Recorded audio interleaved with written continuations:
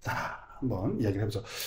잠깐 전에 말씀드린 건데 다시 한번 좀 반복해서 한번 말씀드리겠습니다. 책 읽기가 저희가 이제 한 세 번째 가는 거죠.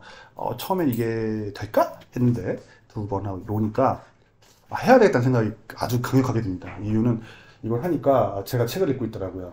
이게 이런 책을 읽다가 재미가 없어가지고 언젠가 지쳐서 그냥 소설책 읽다가 뭐 라이트 노벨 읽고 했는데 남는 게 아무것도 없거든요. 그걸 막 세 번, 네 번 들어도. 근데 이 책은 이런 책들은 한 세 번, 네 번 읽으면 정말 많은 것이 남을 것 같아요. 그래서 이번에도 저희가 여기 지금 책 중심에 마크 레빈슨 박사의 책을 중간에 놓고 다른 책들을 같이 읽어봤으면 좋겠다라고 이제 올려놓고서 설명을 드릴 건데요. 같이 이야기를 해볼 건데 확실히 이게 주제를 놓고서 하니까 책도 더 많이 읽게 되고 이해 폭도 넓어지는 것 같습니다. 제가 지금 느끼면요. 그리고 그 되게 충격적으로 와닿았던 건 뭐냐면 이 책이었습니다. 이 책. 제프리 삭스의 지리기술 제도라는 책인데요.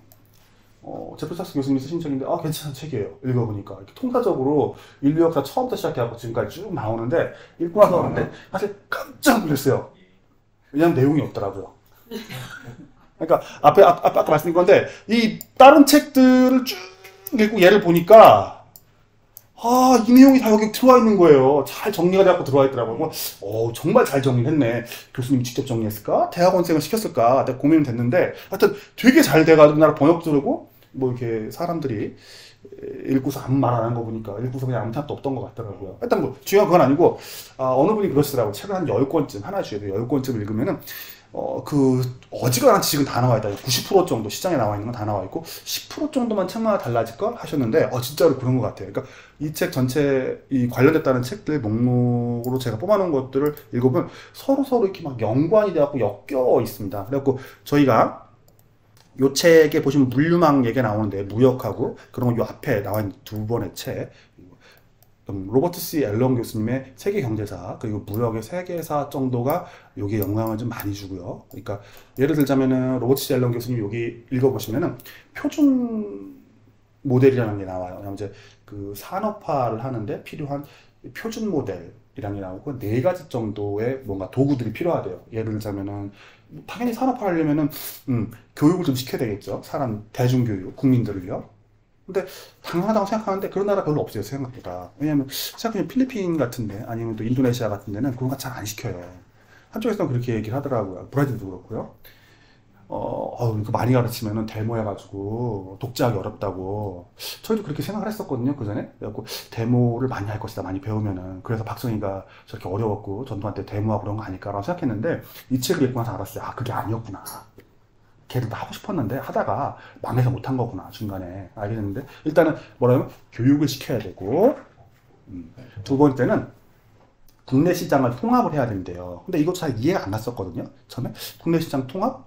국내 시장 통합은 저희로 치면은 경부고속도로를 깔고 거기에 이제 그 철도를 깔고 이제 그런 내용이라고 생각했었는데 저희가 생각이 짧았던 거예요. 뭐냐면 이게 국내 시장 통합이라는 게 옛날에는 그러니까 미국 같은데 또는 유럽 같은데 보게 되면은 저희는 뭐 원래 단국가니까 그런데 그 주변이죠. 저희 같은 경우는 뭐 서울하고 인천하고 뭐 경기도하고 각각 그 왕이 다르잖아요. 그리고 거기 이제 거기 뭐랄까 거기 뭐 주가 다르고 그러면은 그 넘어갈 때 주별 관세가 있었어요.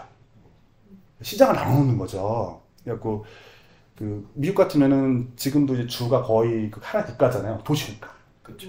도시국가처럼 보인다고 그러시대요. 그 이제 유럽도 여러 나라가 나눠져 있었는데 그 나라는 프랑스 안에도 주가 나눠져 있었고 이 관세가 있어가지고 서로 이제 교통도 연결을 잘 안 시키고 그것뿐만이 아니고 그걸 넘어서 가지고 그 동네 넘어갈 때마다 세금을 좀 냈어야 됐기 때문에 이게 무역이 되질 않았대요. 그래서 이걸 뚫어서 하나의 시장을 만들어야 되고 또 하나는 투자은행을 만들어야 된대요.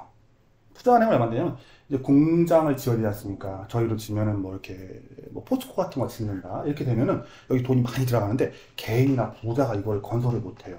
그러면 이제 대형은행이 만들어져 가지고 이 시장에 있는 자금을 끌어 모아서 얘들이 이제 그 삼성전자를 만들어서 삼성전자를 아무리 큰 부자라도 그걸 어떻게 건설을 합니까? 그거 어마어마한 공장을. 그죠? 그러니까 은행을 만들어서 대중한테 자본을 동원해서 그거를 주입을 함으로써 공장이 만들어지고 세상이 발전해 나가는 산업화가 이루어지는 이제 그런 일들이 있어야 되는데요. 하나가 더 있었는데 뭐였지?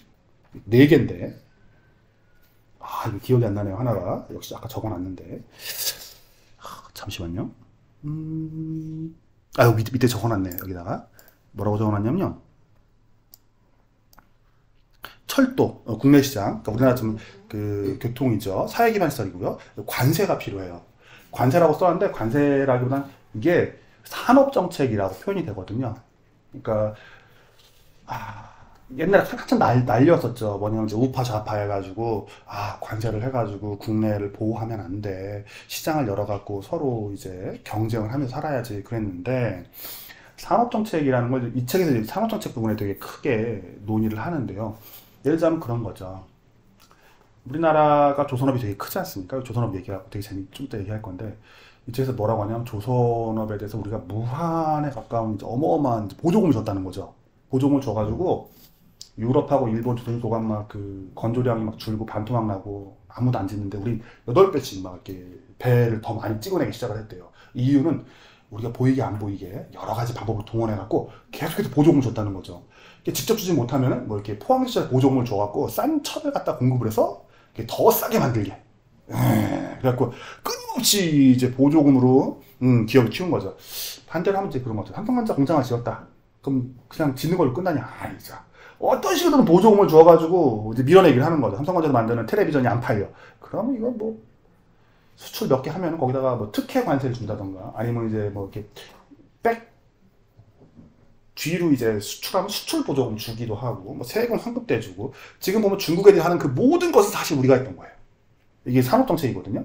지금 막 욕하죠. 욕하는데 우리 중국 애들이 올라오기 전에 보면은 세계에서 가장 많이 고소당하는 거 덤핑 쳐가지고 제일 많이 고소당하는 게 우리나라였어요. 멀쩡하게 나쁜 거 우리가 다 했어 사실은. 일본 애들이 했던 건데 우리가 뺏겨가지고 더 나쁘게 했죠. 일본 애들은 지들이 했을까요? 아니죠. 걔들은 또 독일제를 뺏겼어요. 그럼 독일 애들은 지들이 알아서 했을까요? 아니에요. 얘들은 미제를 뺏겼어요. 그럼 미국 애들은 지들이 똑똑해서 했을까요? 당연히 그럴 리가 있겠어요? 얘들은 원래 영국이었어요. 그 전에. 영국의 일부였어. 영국은 그러면 지 혼자 잘났어요. 자기가 알아서 다 했어. 근데 자기네 국민의 3분의 1이 북미에 있었는데 여기 사는 무식한 놈들이 들고 일어나고 독립을 해버린 거죠. 총 들고서. 그래서 영국 사람들이 뭐라 했냐면 저 무식하고 폭력적인 저 자식들 이러거든요. 그래갖고 뭔 소리지? 했는데 페이트리어트라는 영화가 있죠. 미국 영화가 있는데 멜 깁슨이 나와가지고 이렇게 막 독립전쟁 해갖고 멋있게 나오는데 겉보기 멋있거든요. 잘 보면은 거기 이제 영국 군인들은 옷도 잘 입고 뭔가 정상적인 군인 같거든요. 근데 거기 큰아들이 다 떠가요. 아버지가 막 큰아들 구하러 가는데 보면은 뭐 초등학생하고 중학생 좀 돼버린 애들이 있거든요. 걔들도 총질을 해갖고 군인을 막 쏴 죽여요. 근데 쏴 죽이면서 하나도 이제 그 마음에 가치가 안 느껴. 왜냐면 이제 미국의 그 개척 시대에는 그런 거죠. 뭐 이렇게 인디언이 와서 머리까지도 뺏겨가고 인디언하고 같이 도끼질하고 했으니까 애들이 훨씬 더 거칠었던 것 같아요. 이제 그런 것들이 있던 것 같은데 다시 얘기 돌아가고 그래서 이러한 빅푸시 모델 이제 경제 발전 이 모델 자체는 원래 영국 거다. 영국 걸 갖다 다 함께 베껴 쓰는 것이다. 그리고 우리 거는 일제다. 그리고 중국은 한국제다. 그럼 중국은 뭐다? 거대한 한국이다. 온갖 나쁜 짓 다 한다? 원래 우리가 하던 것이다. 우리가 하던 것이다. 여기서 아주 강력한 예가 나와요. 뭐가 나오냐면 전혀 뜻밖의 예가 나왔어요. 저는 옛날에 그 정주영 왕 회장 혹시 기억하실 겁니다. 왕 회장님이 옛날에 그 선거 나왔던 거 기억나세요? 선거 나와가지고 시련이 있어도 실패는 없다. 막 써가지고 서해안에 뭐 이렇게 뭐죠? 그 배 가라앉혀가지고 거기 뚱막 빼고 우와 역시 왕 회장이 멋있어 최고야 뭐 이런 책을 읽고 살았는데 이 책에 무시무시한 내용이 나오죠. 뭐냐면 이제 배를 이제 주문을 받아가지고 우리 배운 건 뭐죠? 이 지표를 딱 보여주면서 우리가 옛날에 이렇게 거북선도 만들었어. 그러니까 우리 배 사가야 돼. 니들 뭐 이렇게 한다고 했는데 사실 뭐 그거가 됐는지 모르겠는데 여기 나오는 얘기는 뭐냐면 배를 만들어갖고 양쪽으로 만들어서 붙여야 되는데 이게 안 붙었대나 봐요. 그러니까 못 팔아먹어갖고 뒤에 이제 이걸 떠안았대요. 그러니까 떠안으니까 정부에서 그러니까 만들어갖고 파는데 정부에서 보증 다 서주고 뭐 이제 설계는 영국에 세우고 다 했는데 잘 팔아먹은 거라 우리는 알고 있었는데 드라마가 거짓말을 한 거죠. 근데 알고 보니 이게 한 척이 이제 붙지도 못하고 팔아먹지도 못하고 발 동동 구르다가 정부에서 보조금을 줘갖고 그 자기가 만들었던 배 한 척 가지고서 버릴 수도 없고 아무도 안 사가니까 대충 만들어갖고 엉망진창이니까 이거 갖고 그냥 운수업이나 하라 하고 운수업을 시작을 했는데 그 운수업 시작한 게 현대상선이라더라고요. 깜짝 놀랐어요. 현대상선? 현대상선이 왜 시작했는데 알고 보니까 B급품 잘못 만든 거 가지고서 이거 못 만든 거는 거기다 넘기려고 만든 게 현대상선이었던 거야. 그쵸. 왕회장이라고 다 잘할 리가 없죠. 실패한 것들은 다 현대상선 줬을 가능성이 높고 그 뒤에 현대상선이 배를 못 사갈 만한 회사인데 알고 보니까 나라가 너무나도 보조금을 많이 줘가지고 은행에서 돈도 안 빌려줘 그걸 가져다가 쓸 만큼 정도로 이제 싸게 우리나라 만들어 넘기다 보니까 그걸 가져다 한 거죠.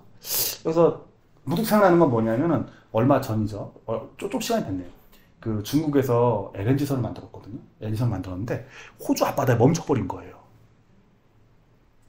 가도도 못하고 수백만 톤, 수십만 톤짜리 배가 떠 있는 거죠. 둥둥둥둥. 이걸 갖다가 고치려고 했는데 오랫동안 가갖고 막 고치다가 보니까 수리비가 나왔는데 수리비가 거의 배를 새로 하나 만드는 정도 돈이 나온 거죠.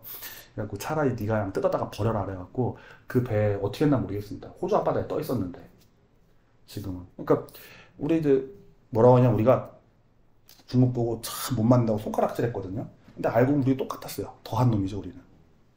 그래갖고 중국 애들도 똑같아요. 뭐냐면은 이 배를 만들어 보긴 하는데 이거 아무나 안 사가거든요. 그러니까 국영 운수에서 계속 밀어주는 거죠. 끊임없이 밀어 넣어줘요. 똑같은 짓 똑같이 하고 있어요. 근데 걔들은 규모가 우리보다 훨씬 크죠. 훨씬 커. 근데 훨씬 커야 되는 이유가 있어요.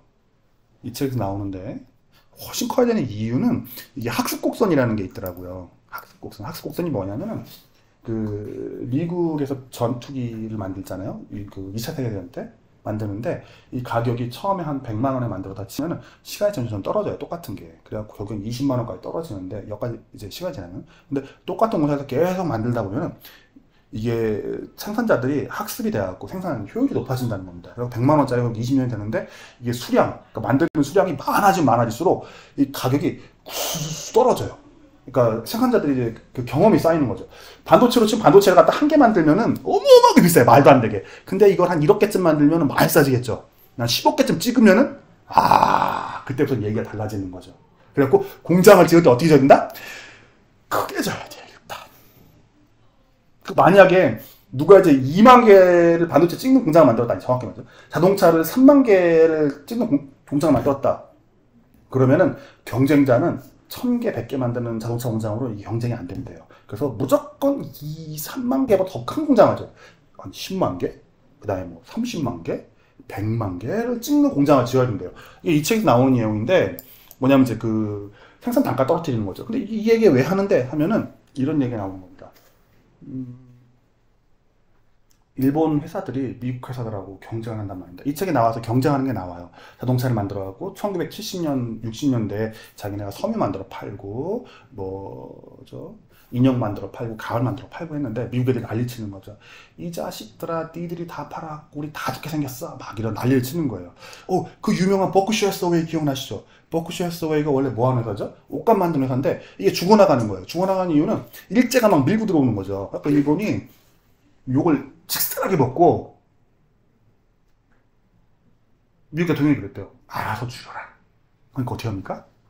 알아서 기는 거죠. 알아서 줄이기 시작을 했어요. 줄이고서 뭘 하냐면 보종을 막 줘가지고 첨단 기술을 이제 키우기 시작했대요. 예를 들면 칼라 복사기, 그리고 반도체, 자동차 이런 걸 만들어냈는데 차를 만드는데 여기서 이제 기술이 좋아하고 소형차가 뭐 어쩌고저쩌고 쭉 얘기 나오거든요. 그게 한쪽이 그러니까 그 마크 레미슨 선생님 책에는 이제 그런 얘기가 나와요. 그 오일 쇼크 이후에 기름을 많이 먹는 BMW나 벤츠 아니면 그 미국의 차량들은 기름을 많이 먹으니까 타기가 좀 불편했었고 대신에 기름을 덜 먹고 저렴한 일본 차가 인기를 끌었다라고 설명이 나오는데 거기에 반대편에 뭐가 있냐면요. 여기 이 책에서 얘기하는 게 나오기 시작을 해요. 뭐냐면은 미국 공장에서 차를 갖다 한 2만 대, 3만 대짜리 공장이 있었단 말입니다. 근데 일본은 그게 아닌 거예요. 이걸 갖다 20만 대, 30만 대를 늘려놓은 거예요. 그럼 뭔가 같이 2만, 3만 대 만들어갖고 똑같거든요, 효율이. 그래가지고는 이걸 따라잡을 수가 없는 거예요. 그러니까 더 공장 크기를 크게 해서 단가를 끌어내리는 거죠. 그리고 학습 곡선을 더 끌어올리는 거예요. 더 빨리 이제 단가가 떨어지게. 그래서 미국하고 일본하고 경쟁을 할 때 이게 단가가 싸다는 게 품질을 똑같이 하고 또 모든 거 다 똑같이 해도 많이 생산하면 단가가 떨어진다는 거예요. 아, 그래. 그렇겠지 하고 끝나면 안 돼요. 왜? 우리는 가만히 있었겠냐? 아니죠. 우리가 누굴 뺏겼죠? 일본을 뺏겼죠. 그럼 뺏겨서 우리 어떻게 했겠습니까? 아, 울산에다가 더 큰 공장을 졌어요. 그러니까 여기서 중요한 건 그게 뭐냐면 일본 애들이 뭐 한 2교대로 근무를 했으면 우리 3교대로 돌리는 거죠. 24시간 공장을. 똑같이 20만 대짜리 짓고. 그러니까 미국 애들은 3만 대짜리 공장을 져가지고 물건을 뽑아내니까 단가가 비싸고 일본 애들은 30만 대짜리 찍어서 돌리는데 2교대로 한 11시간 돌렸겠죠. 그러니까 우리는 어떻게 해요? 오, 그래? 그럼 우리는 니네 30만 대, 우리는 40만 대짜리를 찍고서 3교대로 돌리자. 24시간 계속 돌려 그냥. 인건비가 싸니까. 그렇게 쫓아갔죠. 그랬더니 중국애들은 어떻게 합니까? 4교대로 돌리고서 얘들은 한 100만 대짜리 공장을 찍는 거죠. 그래갖고 뭐라고 했냐면은 막 손가락질 했어요. 중국 보고서. 왜냐면 쟤들은 뭐만 한 덩치를 키워. 공장을 다 크게 져. 저런 바보 같은 놈들. 막 손가락질 했거든요. 맨날 망해. 그랬거든요. 아니었어요. 왜냐면 공장을 크게 짓는 이유가 우리가 옛날에 일본 따라잡을 때 그거 똑같은 거예요. 왜? 학습 곡선. 그러니까 생산 단가를 빨리 낮추기 위해서 더 크게 져서 하는 거죠. 그 중에 몇 개는 망하고 몇 개는 진짜 성공했던 게 뭐냐면 그 LCD 있죠. 이게 들어가는 거. 결국엔 따라잡았어요. 그 어마무시한 삼성과 LG가 파주하고 천안에다가 어마어마하게 졌는데 보지는 못했지만 중놈은 더 크게 졌을 겁니다. 아마. 더 크게 짓고 더 많이 뽑아냈을 거예요. 왜냐면 더 크게 더 많이 24시간 우리도 24시간 돌리니까 걔네 24시간에다 더 플러스로 돌리고 거기다 보조금도 왕창 주고 그래야지 삼성하고 LG 따라잡을 수 있었거든요. 그래서 처음으로 제대로 따라잡은 게 LCD. 그때 LCD 따라잡은 게 네. 2000년도 후반대인데 네. 지금 LCD 외에는 더 이상 못 따라잡고 있거든요. 조선도 거의 따라잡았었어요. 전기차가 많이 따라잡았어요. 전기차 걔네가 더 잘하는 것 같은데? 지금 전기차는 시중에 나오는 거 우리 전기차보다 중국 전기차. 네. 그 뭐 나머지 것도 거의 따라잡은 거 아닙니까? 일단 이 노트북은 걔네 거예요. LED 같은 경우는 집착이 그렇게 높지 않아가지고 따라잡을 수 있는 수준인데 그 다음 수준인 뭐 QLED나 이런 거는 수율이 굉장히 중요한데 수율이 안 나와요. 아, 제가 좀 시간 걸리나 보다. 문제도 있긴 한데 뭐 지금 삼성이나 LG가 치킨 게임 버리면 망하니까. 진짜. 그렇죠. LED 해보니까 이제 LED까지는 괜찮은 것 같은데 첨단산업에서 LED까지는 괜찮은데 LED부터 이제 그 다음부터는 집착화가 더 심해지거든요. 그러니까 수율이 생각보다 잘 안 나와요. 그러면서 이제 LED까지 따라왔는데 그 다음 수준을 못 넘어가는 거예요. 거기서 이제 끊긴 거예요. 그래서 많이 날라갔죠. 반도체 회사. 맞아요. 서울 반도체 옛날에 그런 것들 많았었는데. 지금도 있나? 중국 국영 반도체가 나라고 그랬어요. 이게 따라가는 반도체? 그렇죠. 아니, 잘 망한대요. 잘 망해요. 잘 망하는데 뭐 어쩔 수 없죠. 그러니까 여기 책에서 나오는데 이제 그런 나오는 거죠. 뭐냐면은 우리가 어떻게 성공했는지 이야기를 설명을 해주는 거죠. 근데 우리 얘기는 하나도 안 해주고요. 일본 얘기를 해줘요. 일본 애들이 어떻게 성공했는가 이렇게 설명해 주는데 이렇게 설명하는 거죠. 국내에서 열심히 싸움을 붙이는 겁니다. 그러니까 뭐냐면은 한국에서 했던 걸 생각해 보죠. 우리나라에서 자동차에서 딱 하나 남았죠, 지금. 현대차 하나 살아남았죠. 근데 현대차가 오기 전에 옛날에 회사가 많이 있었죠. 여러 가지 회사들이 있었거든요. 자동차들이 여러 세나라 자동차도 있었고, 기아차도 있었고, 대우차도 있었고, 삼성차도 많이 있었잖아요. 있는데 얘들한테 조건을 제시를 해요. 뭐냐면은 수출을 몇만 대를 해라. 또는 어떤 품질을 만들어라. 하고 딱 조건을 줘요. 조건을 주면은 어떻게든 하는 거예요. 그 목표를 갖다 막 따라가요. 따라가갖고 조건이 뭐냐면 따라가고 이걸 맞추면은 그러니까 수출을 올해 차를 갖다 만 대씩 수출을 해. 그럼 수출을 하면 어떻게 되냐면 그때 보조금을 왕창 줘요. 또는 무이자로 돈을 빌려주는 거죠.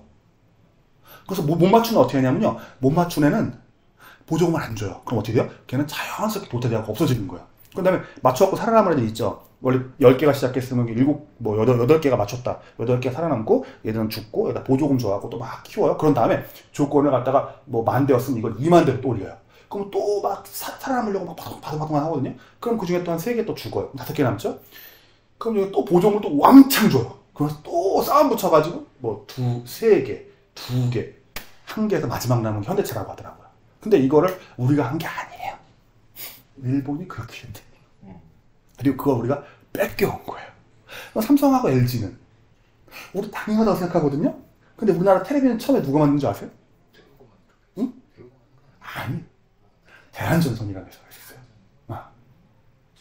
대한전선 그룹이라는 데가 있었고, 거기서 테레비를 처음 만들었고, 그 다음에 LG가 베꼈고, 그때는 금성이었죠. 예? 그때는 금성이었죠. 그쵸, 금성이죠. 금성인데, 그 유명한 그 드라마에 보면 가끔 나오잖아요. 이제 LG와 같이 이렇게 있는데, 이제 LG 회장한테 가고, 우리도 테레비 만들려고 그러니까, 확 집어넣어서, 이 씨발, 니들이 이라고 하면서 LG가 가버렸다고, 이 새끼들 니들이 우리 뺏겨 먹을 수 있어? 막 그러면서 화를 했다는 이제 그런 드라마의 그 장면이 기억이 나는데, 그런 게 어딨어요. 뭐 장사 될 것 같은데. 이렇게 하고 이제 갔는데, 이거 지금 이제 싸움 붙여갖고 계속 올라가는 거예요. 근데 그게 이 책에 나와요. 왜? 보조금을 이용해서 산업정책으로 싸움을 계속 붙여가지고, 거기서 따라온 애들 이제 뽑아내는 거예요. 근데 이걸 누가 한다? 중국 똑같이. 전기차 사는데 전기차 보조금 정책은 더 무시무시해요. 공장을 지래. 지면 돈을 준대. 아니죠. 돈 안 줘요. 어떻게 하냐면 땅을 줘요. 땅을 줘서 뭐 어떻게 하라고? 땅을 주는데 이 땅을 갖다가 공장을 요만큼 공장을 짓고 그 조건이 있겠죠. 어떻게 지으라고? 그러면 요 반만큼 공장을 짓고 요 반은 마음대로 할 수 있게 해주는 거예요. 그 반은 뭐 했을까요? 뭐 했을 것 같으세요? 여기다 아파트를 지어요. 그러니까 공공부지니까 받을 때 이거 한 100만 원에 받은 거죠. 받아가지고 여기다 공장을 져. 조건대로 다 져. 반도체 공장, 반도체 똑같아요. 공장을 지어. 건설회사가. 그리고 옆에다가는 아파트를 지어요. 근데 아파트는 땅을 100만 원씩 받았는데 분양가를 1000만 원씩 해가지고 팔아서 치우는 거죠. 그럼 뭡니까? 직접 돈을 안 주고도 보조금이 들어가는 거예요. 여기서 아파트 팔아 번 돈으로 여기 건설했던 돈이 남는 거죠. 그럼 이건 뭐예요? 공짜네. 그죠? 이런 식으로 물건을 치고 다니는 거야. 빵빵빵빵빵. 그런 다음에 이제 조건을 주는 거죠. 야, 여기서 해가지고 기술을 뭐 개발한다던가 아니면 수출을 얼마만큼 해. 그럼 내가 땅을 또 줄게. 이쁘지 않습니까? 우리가 하던 짓이에요. 형태가 좀 바뀐 거죠. 왜냐면 걔는 공산당이다 보니까 땅을 줄 수가 있어요. 아주 뭐 재미나죠. 가슴 뛰었어요. 터지기 전에 일본도 그랬었죠. 일본은 60년대 해가지고 기록이 없어요. 우리가 마크 레비슨 교수가 얘기하기 전까지는 나 그 얘기를 들어본 적이 없어서 어떤 지금 그 산업통상자원부에서 걔네 그 산업통상자원부인가 거기에 이제 그 무소불위의 산업통상자원부라고 불렸던 것 같아요. 걔들이 이렇게 외환하고 뭐 이렇게 도전해갖고 그냥 끌고 다녔죠. 거의 완벽했었고 1990년 이전까지는 전부 다. 그 아마 IMF 근데 그건 좀 보조금은 아니긴 한데 IMF 이전에 일본이 이제 상업법이 들어갈 때 그때 회사에서 돈 땡겨서 땅을 많이 샀잖아요. 그죠. 그러면서 회사 기숙사 되게 많이 줬거든요 그때. 맞아. 많이 줬죠. 양산은 비슷하긴 한데 좀 다르긴 한데 양산은 비슷하긴 한 것 같은데. 맞아요. 예. 그것도 있어요. 그랬어요. 자, 부동산은 그래서 부동산이 의외로 중요하거든요. 되게 중요하죠. 부동산은. 부동산 되게 중요해요. 사람들 특히 부동산 되게 무시하는 건 많은데. 잘못 건드리면 큰일 나요. 그걸 이용해서 나오는 게 너무 많고, 엮여있는 게 너무 많아가지고, 그 국가에서 조심해서 다뤄야 되는데, 쉽지가 않죠. 항상 이게 지나갈 때. 자, 마크 레비슨 이제 그 책하고 이렇게 연관이 되더라고요. 그리고, 보면서 이 세계 경제사, 요거하고 연관되는데, 그 얘기 아까 하던 걸 좀 해야 되겠다. 제가 이 책에, 뭐랄까, 되게 그 감명 깊게 본 부분이 있었습니다. 그냥 이제 이 책에서, 다른 책, 제가 이쪽에 전공자가 아니라서 몰랐는데, 이제 마크 레비슨 이 아저씨가 70년대에 관해서 그 책을 따로 쓰셨대요. 그러니까 저널리스트고, 여러 가지 공부도 하시고, 연구도 하시고, 박사도 하다 보니까. 근데 70년대 되게 많은 일들이 있었대요. 저는 이렇게 1차 오일 쇼크, 그리고 물가가 많이 올랐어? 이 정도만 알고 있었거든요. 제가 투자 쪽으로 조사를 하다 보니까 그쪽에 되게 특이한 시대였다라고 생각을 했는데, 그때 정말 많은 일들이 있었대요. 근데 여기서 보면은 책 112페이지부터 시작되는 내용이 되게 중요해요. 왜냐면 그 후에 이게 우리가 IMF까지 겪는 것까지 그 연관된 이야기가 나오기 시작을 하거든요. 그게 언제 시작되냐면 1960년대부터 70년 넘어가면서 시작이 되는데 뭐냐면은 거기 보시면은 112페이지에 1차 오일 쇼크 얘기가 나와요. 1973년에. 이 1차 오일 쇼크가 그렇게 중요한지 몰랐어요. 1차 오일 쇼크가 진행할 때, 그 영화가 또 있는데, 그 무슨 영화지? 영화가 연관하면 재밌네요. 죄송합니다. 기억도 잘 못하는데, 미국 영화였는데, 베트남전 참전하는 어떤 남자였거든요. 근데 미국이 이제 며칠까지 징집을 하고 그 후는 징집 안 하는 거였어요. 그래갖고 몇 월 며칠 생 이렇게 해가지고 하는데 거기서 뭐라고 나오냐면 베트남전 가기 전까지 미국이 너무 행복하고 꿈과 같은 생활에 멋진 세계였단 말이 이러고 나오거든요. 어떻게 본인 멋지긴 해요. 뭐 고등학교 걔는 지금이나 옛날에 비슷비슷하죠. 오히려 그때는 조금 더 몸이 좀 호리호리했죠. 살이 들죠 사람들이.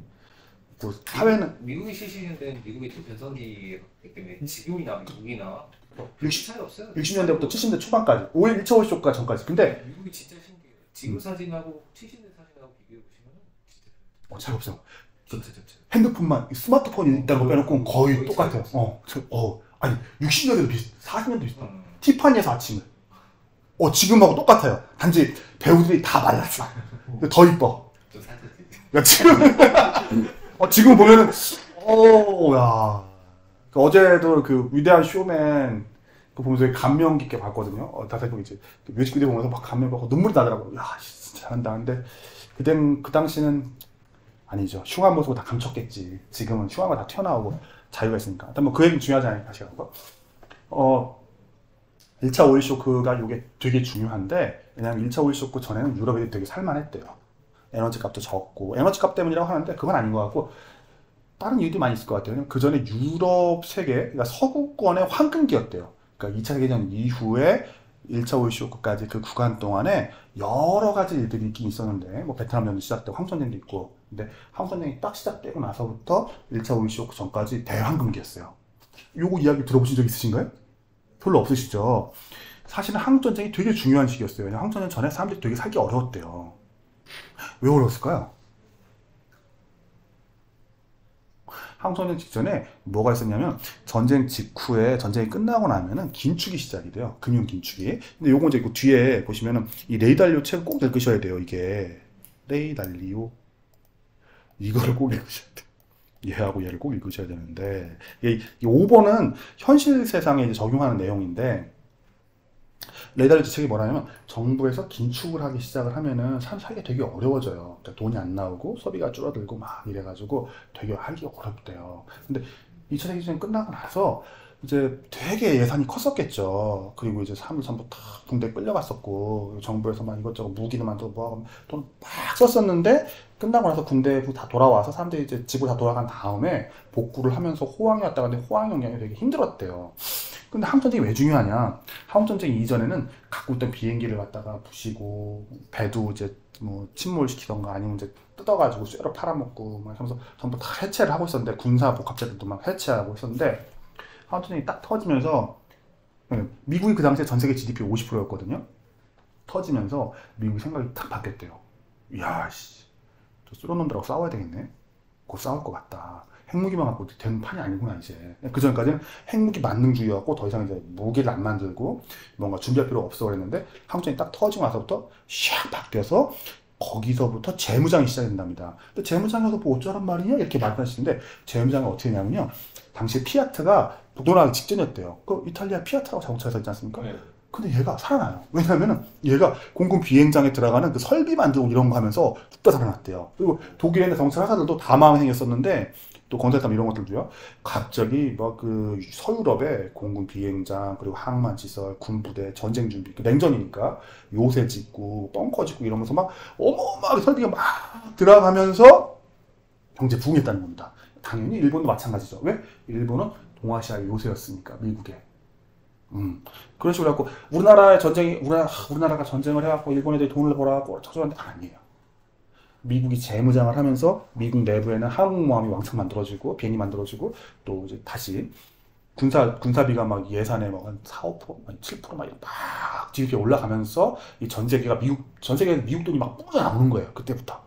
미국 돈이 뿜어져 나온다. 뭐가 좀 느껴지는 거 있어요? 뿜어져 나온다? 한국전 이후에? 돈이 뿜어져. 응? 많아. 그죠. 죄송한데, 이 돈이 이제 전 세계에 미군이 진출을 하면서 돈을 뿜어내면서 군사기지를 만드니까 전 세계가 다 행복해지는 겁니다. 왜? 돈을 뿌려주니까 미국이. 그럼 이게 어디까지가? 이게 뒤에 가서 결국은 금태환 정지로 가요. 왜? 미국이 군사비를 갖다 마구마구 써가지고 달러가 막 나가니까 그 달러를 갖다 프랑스가 들고 있고 뭐 영국이 갖고 막 갖고 있단 말이에요. 갖고 있다가 어느 날 가서 영국이 프랑스가 들은 거죠. 새끼 너 금 갖고 있는 거가 돈 더 찍은 것 같다? 달러 탁 던지면서 금 내놔? 그러니까 금 없는데? 주기로 했잖아. 없는데? 그러니까 내놔 이 자식아 약속했잖아. 그러니까 안 주고 말래. 배째라. 이렇게 금태한 정지거든요. 안 바꿔줄래 했던 거. 그 다음에 뭐가 나옵니까? 1차 오일 쇼크가 나오죠.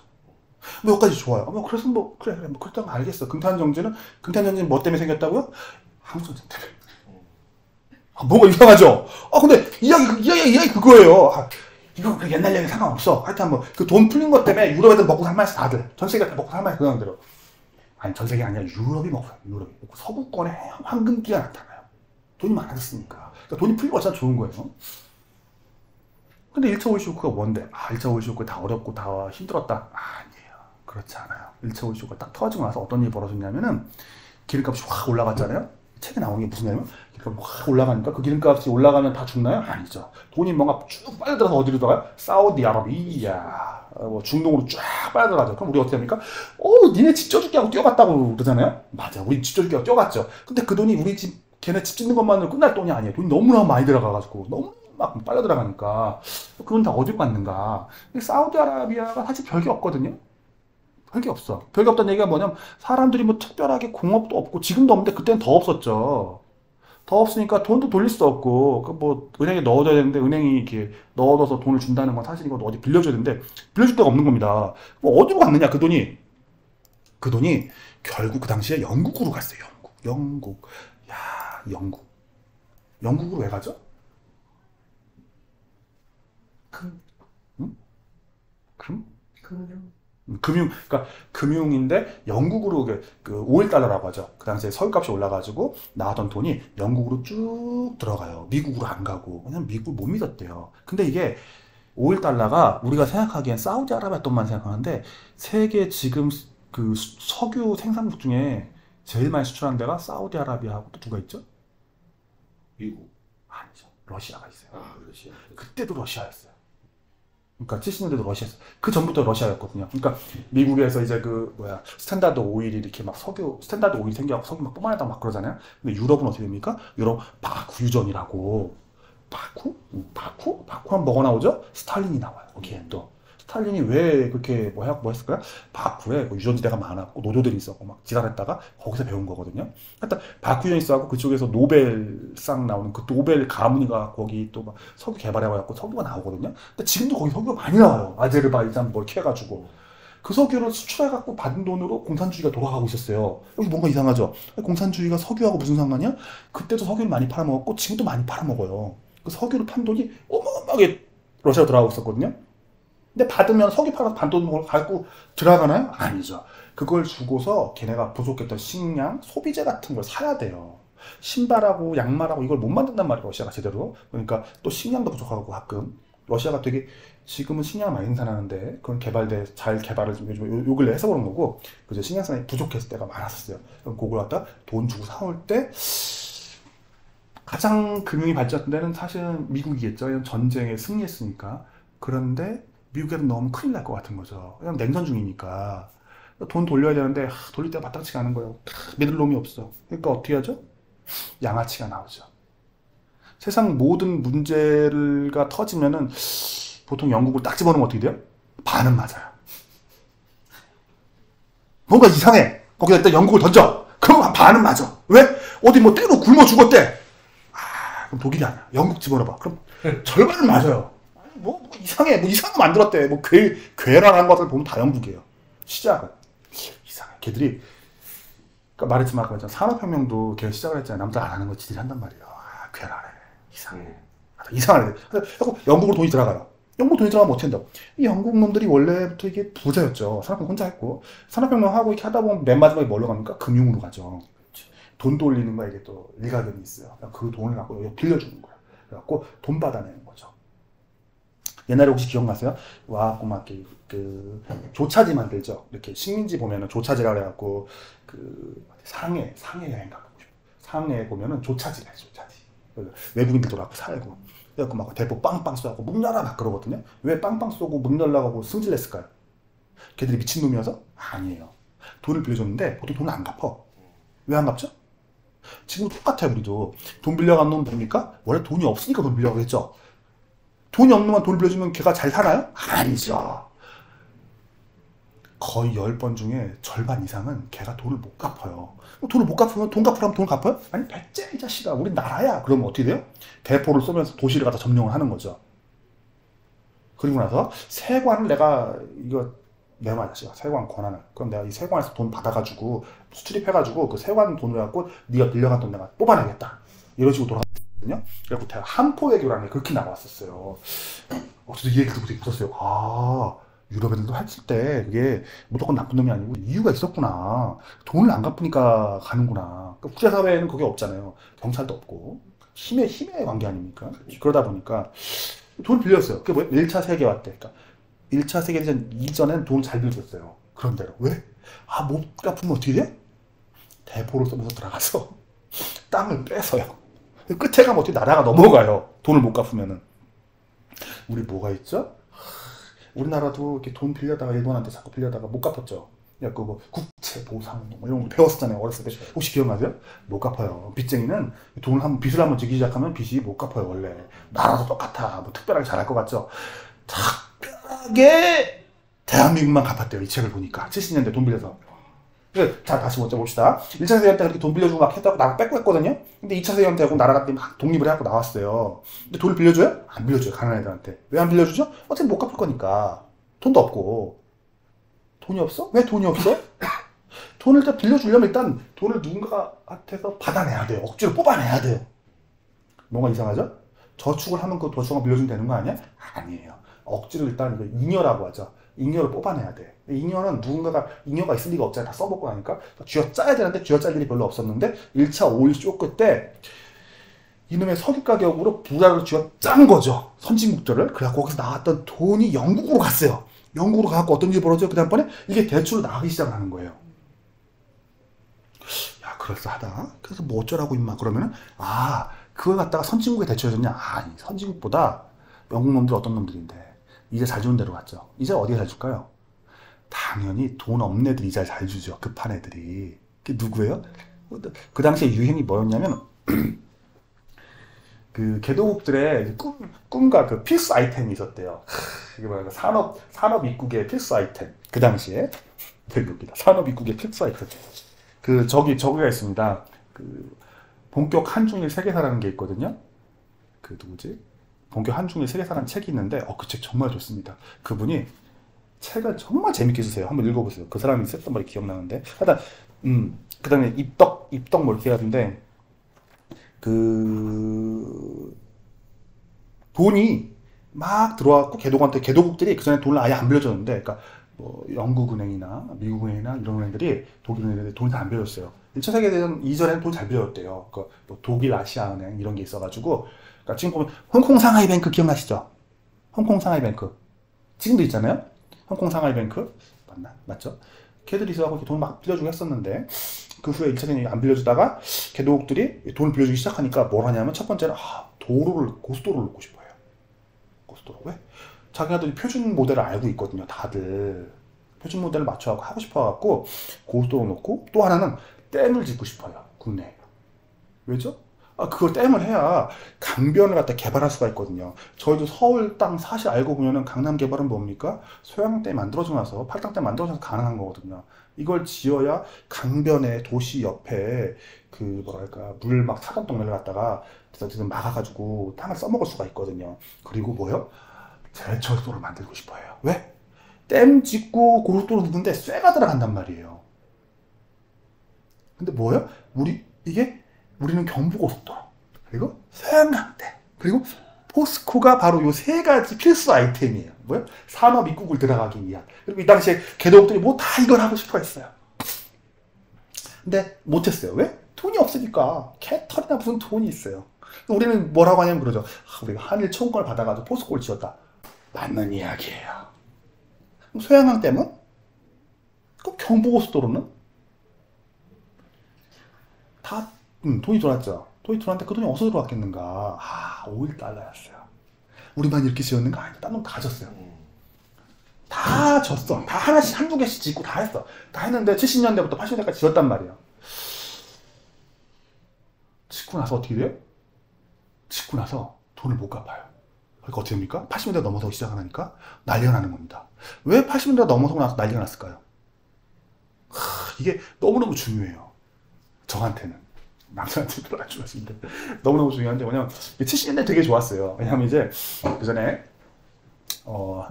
되게 재밌다. 역시 예, 말하는 걸 좋아해요.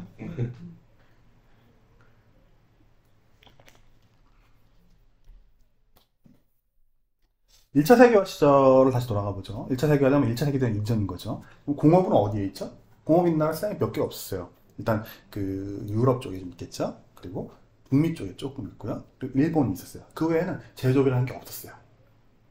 제조업이 없어요. 제조업이 없는데, 그럼 나머지 나라들은 뭐 하고 있을까요? 나머지 나라들은 농사나 아니면 원자재를 생산하고 있었겠죠. 왜 그랬을까요? 재료, 돈도 없고 부족이 발달해서 비교우위라는 게 돌아가요. 여기서 이제 책이 나와요. 이거 멋있다, 이거. 윌리엄 번스타인의 요게 나타나요, 이 책.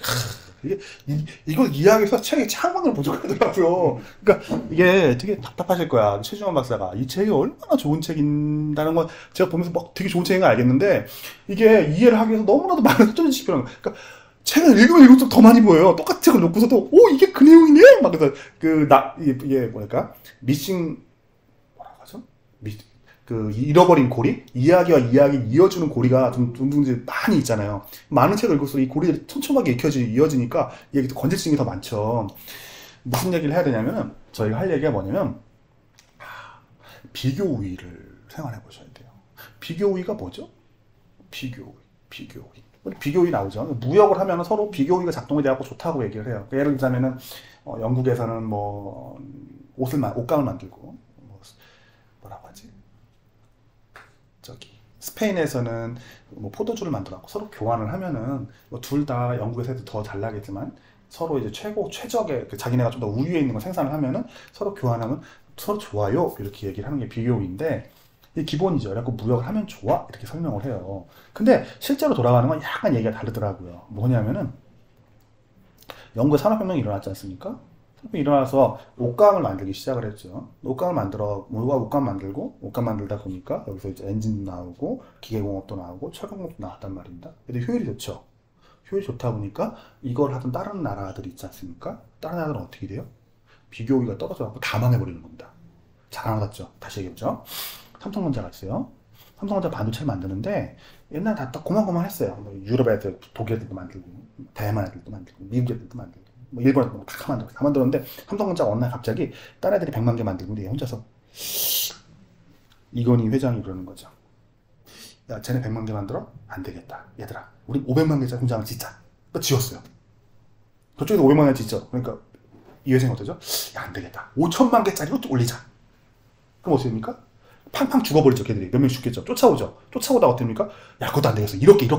달려. 그러니까 막 말리죠. 옆에서. 뭐라고 하죠?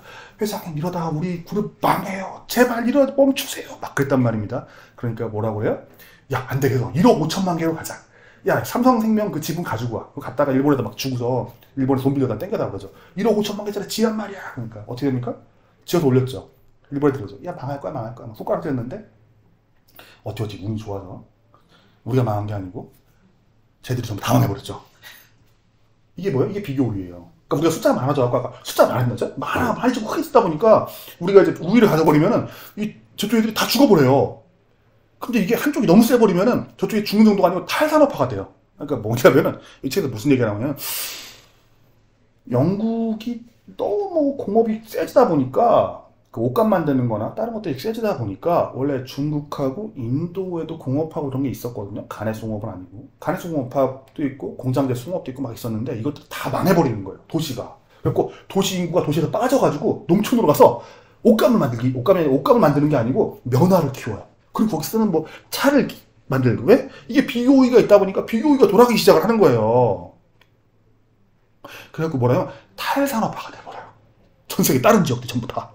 그러니까 일본하고 우리하고 합쳐지면 어떻게 되냐면, 일본에 비교우위가 있다 보니까 일본의 공장이 세지면은 우리나라에 있는 공장은 다 죽어버리고 탈산업화되고 다 뺏기는 거예요. 걔네는 공장해갖고 고임금 고숙련의 공업이 생기면서 잘 살게 되고, 우리는 농사 짓고 아니면 소 키우고 뭐 이런 걸 되는 거죠. 이거 이해가 되죠? 그러니까 합쳐져서 일본하고 우리가 뭐 있었으면 좋겠다는 사람들 계시는 분도 계시는데, 그럼 우리 이제 어떻게 됐겠습니까? 홀카이도 꼴이 났겠죠. 홀카이도에서 이렇게 우유 만들고 뭐 그런 것 같은데 되게 막 우유가 맛있다고 뭐 그런 말씀 하시는 것 같은데 그런 데 보니까 비교 우위가 돌아가면서 그렇게 된대요. 내가 뭐가 되어까지 왔지? 갑자기? 이게 들으시는 분들 되게 웃겠다. 뭐가 되어까지 왔는지 까먹었다고. 교역. 교역 이전에 뭔 얘기했죠? 갑자기 그 세 가지 그 댐, 도로, 포스코 얘기했었는데. 네. 80년대 예. 좋아지는 나빠진 상. 80년대 나빠진 게 중요해요. 왜냐면 이제 그 오일쇼크가 땅 터지고 나서 물가가 막 오르기 시작한단 말입니다. 물가가 오르는데 오일쇼크가 터지면 오일값만 오르냐? 아니에요. 오일값만 오르는 게 아니고 이거에 여기에 쇠값도 오르고요. 뭐 밀값도 오르고요. 커피값도 오르고 오렌지값도 오르는 거 다 오르는 거예요. 올라가죠. 올라가니까 어떻게 됩니까? 어머. 우린 인플레이션이라고 뭐 어렵다라고 이게 우리의 머릿속에 들어와 있어요. 그 누가 어려웠던 거예요? 미국 애들하고 유럽 애들이 어려웠던 거예요. 일본 애들하고. 그럼 나머지 나라는 어떻게 돼요? 좋아요. 왜 좋죠? 개뿔이나 수출하는 게 뭐가 있었겠습니까? 별거 없었거든요, 사실은. 우리나라 그 고려아연 아시죠? 고려아연이라는 회사가 있는데 이게 국영기업이었어요, 원래. 우리나라 그 70년대인가 60년대인가 보면 최대 수출품이 아연 동괴인가 이런 거가 있어요. 먼저 원자재 수출국가야 우리나라가 원래. 그러다 산업화를 한 건데 뭐 가발 만들고 못 만들고 88 올림픽 할 때 우리나라 최대 수출품이 뭔지 아십니까? 텔레비전 냉장고 갖고 왔잖아요. 아니에요, 옷이었어요. 신발하고. 88 올림픽 때도 이미. 그러니까 얼마 안 됐어요. 우리 막 이런 거 만들어갖고 파는지 이제 간신히 팔고 있는 거예요. 이제 간신히 팔았는데 1등이네? 뭐 이런 식이 된 건데.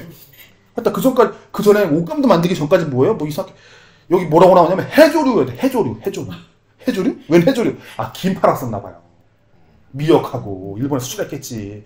보면서 지금도 많이 하죠. 뭐 검은 황금 막 이렇게 얘기하더라고요. 그래서 난감한 거예요. 뭐죠? 물가가 올라가게 되면 이게 막 올라가요, 가격이. 그런 것 같아요. 수출 국가들이 되게 살만해져요.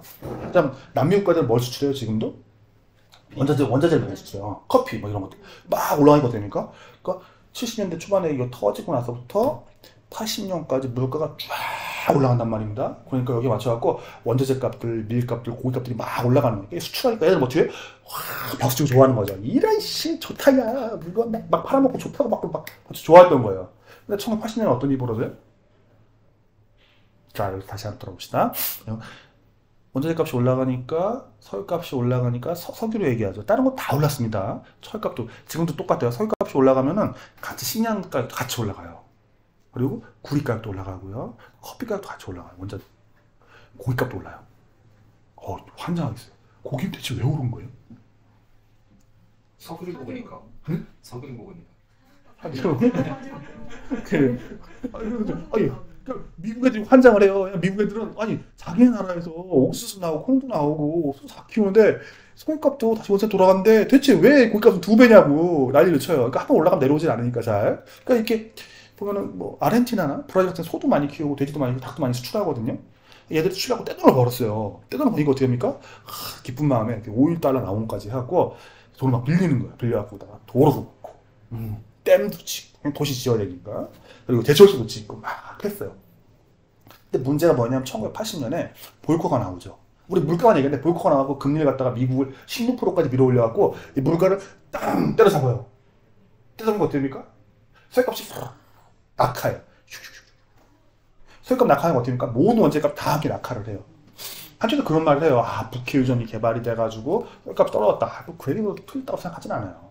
근데 보통 보면은 경기 부패가 지나고 나면 그 원자재 값이 떨어져요. 일반적으로. 70년대가 좀 올라가긴 했는데 뭐 괜찮아.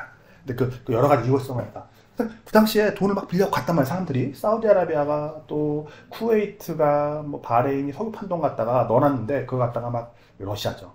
소련이 넣은 돈도였고 막 빌려줬어요. 어디다가? 한국에도 빌려주고 뭐 아프리카에도 빌려주고 동남아에도 빌려주고 저기 남미에도 빌려주고 멕시코에도 빌려주고 80년에 어떤 일이 벌어졌겠습니까? 금리가 탁 올라갔죠. 올라가니까 빌려줍니까? 안 빌려줍니다. 대출 받을 땐 좋죠, 항상. 근데 문제는 뭐죠? 금리가 올라갔을 때, 금리가 올라가면은 대출이 안 나와요. 근데 대출은 어떻게 되죠? 대출 한번 받으면 줄질 않아요. 왜? 원래 갚을 능력이 없으니까 돈을 빌렸겠죠. 그러니까 어떻게 합니까? 100억을 빌려면 100억을 갖다가 차환을 하죠. 그러니까 100억을 다시 또 빌려가지고 원래 앞에 걸 갚고 이자만 내면 계속 버텨갖고 계속 끌고 가는 거죠.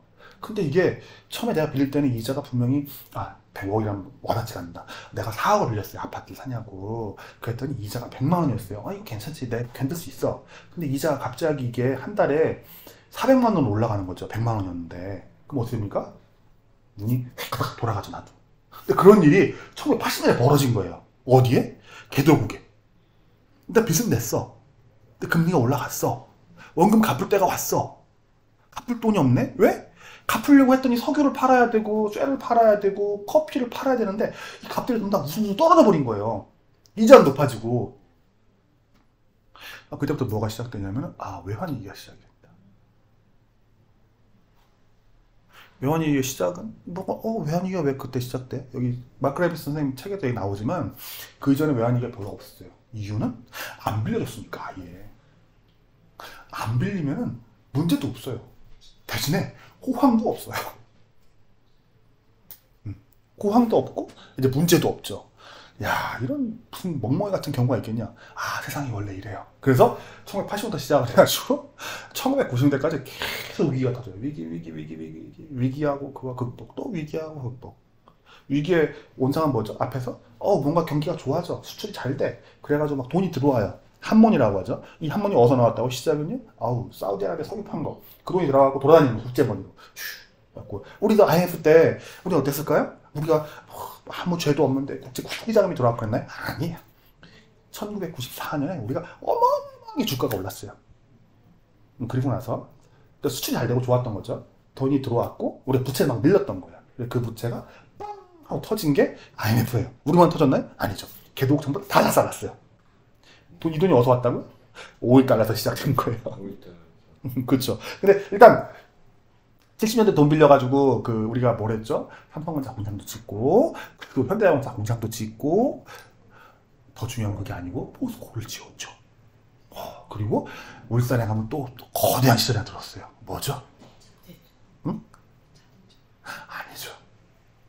정유 공장을 지었어요. 지금의 SOE 공장이죠. 왜 SOE 공장을 주시해서 얘기하느냐? 세계 최대였대요. 단일 공장은 그 당시에. 아까 뭐라고 했죠? 공장을 지을 때 어떻게 지어야 된다고요? 일단 크게 지어야 돼요. 네. 작으면 효율이 안 나오니까. 울산 현대자동차 공장도 크겠죠. 그래가지고 이 SOE 공장이 중요한 이유는 원래 이 정유 사업은 수출 사업이 아니었대요. 그러니까 만들어가지고 우리가 쓰는 거지 뭐 이렇게 내보내는 게 아니었어요. 효율이 나와. 운송비가 많이 쓰니까 왔다 갔다 하면은. 근데 이게 등치 크게 해가지고 효율을 확 올려가지고 우리나라가 처음 시작했대요. 이게 정유한 사포 갖다 팔아먹는 거거든요. 이 얘기를 왜 할까? 지금 그때도 SOE 공장은 좋은 공장이었던 거죠. SOE 그때는 쌍용정이었지 아마? 쌍용정이었을 건데 아마 화학단지가 갔다가 지금도 그게 계속 있고 더 커지고 있죠. 온산산업단지가 이름이 뭐 그랬던 것 같은데. 예, 여기 벌써 저희가 52분을 해가지고 잠깐 쉬었다가 또 진행을 해보겠습니다.